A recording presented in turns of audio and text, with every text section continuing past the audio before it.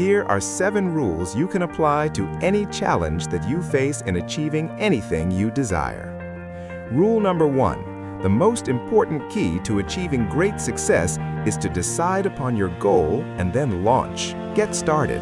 Take action. Do something. Move. A 12-year study at Babson College concluded that the act of taking the first step is what separates the losers from the winners, or the winners from the losers. We set out at the age of 20 with $300 each to cross 3 continents and travel 17,000 miles from Vancouver on the west coast to Johannesburg in southern Africa. And we made it in just under 12 months. But the most important step was the first one. All the rest follow from that. Number 2, once you've launched towards your goal, never consider the possibility of failure. The Germans have a saying, it's immer vorwärts, and it means always forward, never backward. Always forward, never backward. Never consider the possibility of failure. Every person here is here because they refused to quit when the going got rough.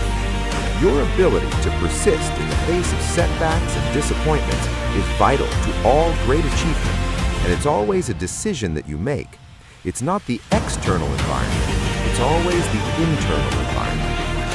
Number 3, the biggest goal in the world can be accomplished if you just take it one oil barrel at a time. Thomas Carlyle once wrote that our great business is not to see what lies dimly at a distance, but to do what lies clearly at hand. The only time you will ever have is now. If you live every day, every hour, the best you can, the rest will take care of itself. As the Bible says, sufficient unto the day are the cares thereof. Number 4, watch out for the naysayers. The negative people around you are always telling you that you'll die in the desert. Get around positive people. Get around winners like people in this room. Fly with the eagles and refuse to listen to objections and reasons why you can't succeed. Someone once said that if every possible objection must first be overcome, nothing will ever get done, and truer words were never spoken. Number 5, welcome obstacles and difficulties as valuable and inevitable steps on the ladder of success.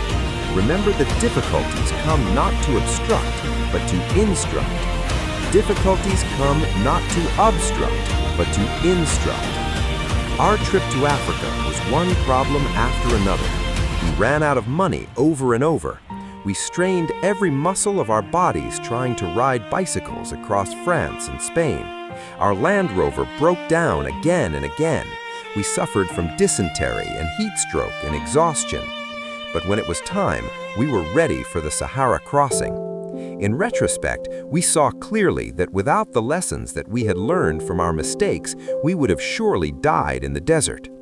And when you look back on any achievement, you will find it was preceded by many difficulties and many lessons. They are the price that you pay for your success, and no success is possible without them. Number 6, be clear about your goal, but be flexible about the process of achieving it. Be willing to change, to try something new. Keep your mind open and fluid and flexible. Be willing to accept feedback from your environment and correct your course. This is a key quality of peak performers. They're not rigid, they're flexible. Remember, it's not what you have, but what you do with what you have that separates winners from losers. It's not what happens to you, but how you respond to what happens to you that counts.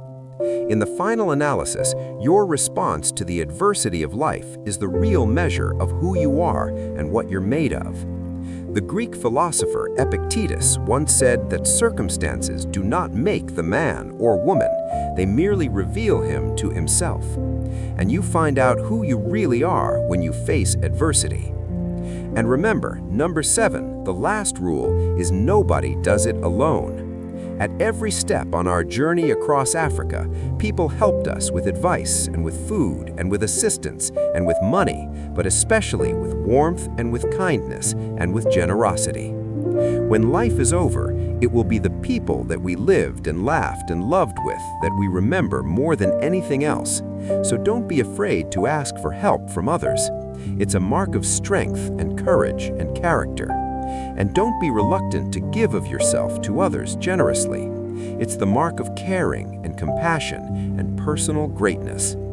The reason the Sahara story was so relevant for me was because after the Sahara, I never felt that there was anything I couldn't do. I felt programmed for success, for life, although it took me many years to understand it.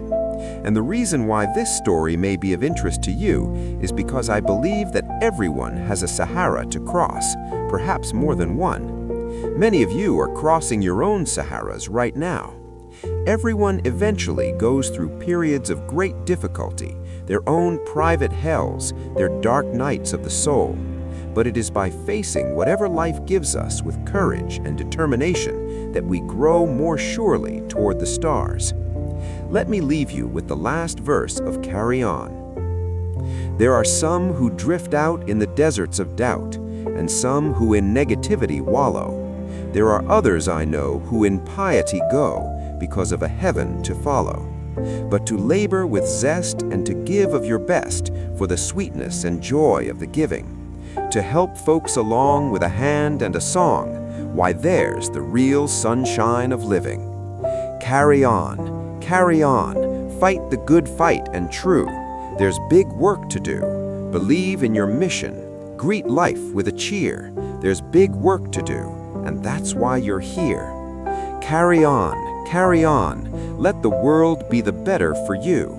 So at last when you die, let this be your cry.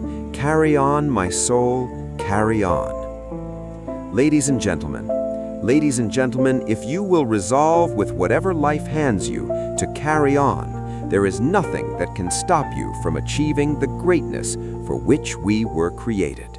Thank you.